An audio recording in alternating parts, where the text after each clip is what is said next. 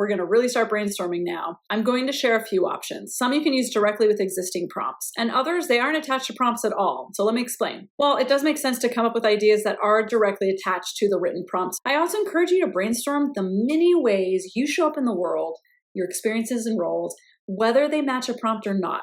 Because often without looking at the prompts, we can identify our most important characteristics and experiences and then find a prompt where they can be applied. So let's start with a simple but expansive exercise.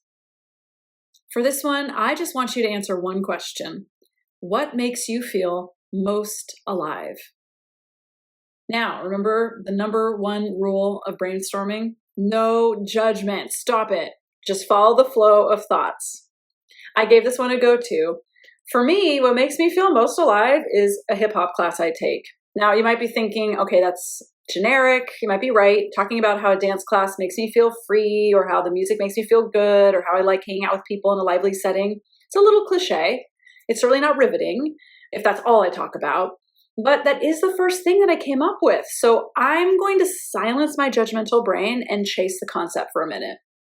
When you go to brainstorm, you might find that the idea doesn't pan out. It doesn't go anywhere. In this case, you trash it and you move on.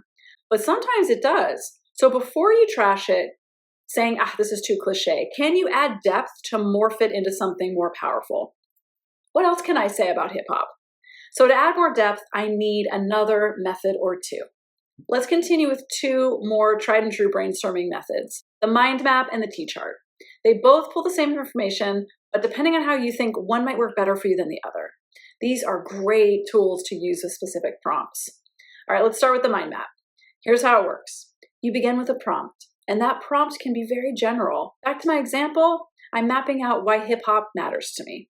The goal is to brainstorm ideas off other ideas until you have a lot on the page, and then you can see how these various concepts, they connect. So if you need a demo, here you go.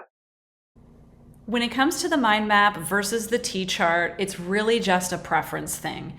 You might be more of a visual spatial thinker and the mapping out of your brainstorming is better. I myself am more of a linear thinker and I prefer the list format, but the choice is completely yours.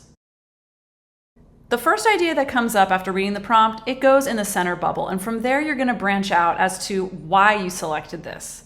My reasons for loving hip hop have to do with how I can express myself. I like the exercise. I found some comfort around my age in participating in this activity. And then lastly, the music.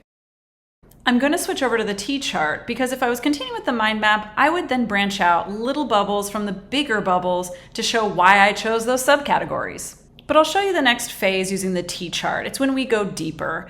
You can see here that it's really just a list. Rather than bubbles, I'm writing things from top to bottom, left to right like a book. Now as we go deeper, you can see I have reasons behind the reasons.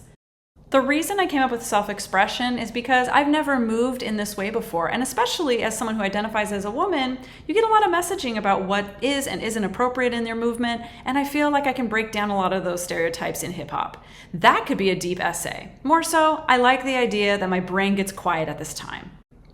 Next up, I love to exercise, and this might be the most fun way to do that, so I listed it.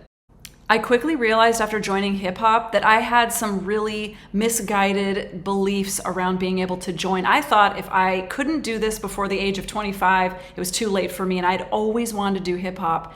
When I challenged myself to go to a class, even though I was super scared, and I not only got through it, but I got through it well, and I felt welcomed, and I loved it, I realized, why did I hold myself back from doing this earlier? And what other kind of limited beliefs do I have about trying new things? What kind of stories have I been telling myself? At this point of the brainstorming process, I might be thinking back to other times when I've done that, and so I can adopt this new mindset moving forward. This starts getting pretty deep, and I might have an actual essay to work with here, but I still have one more point to think about. And the last legitimate reason for loving hip hop is the music. It makes me want to move, and quite honestly, it just makes me happy. I can't come up with anything more at this time around that, so I might not be developing an essay further around music, me, and hip hop. But I definitely have a couple topics to work with that go deep enough because I allowed myself to brainstorm every thought fully.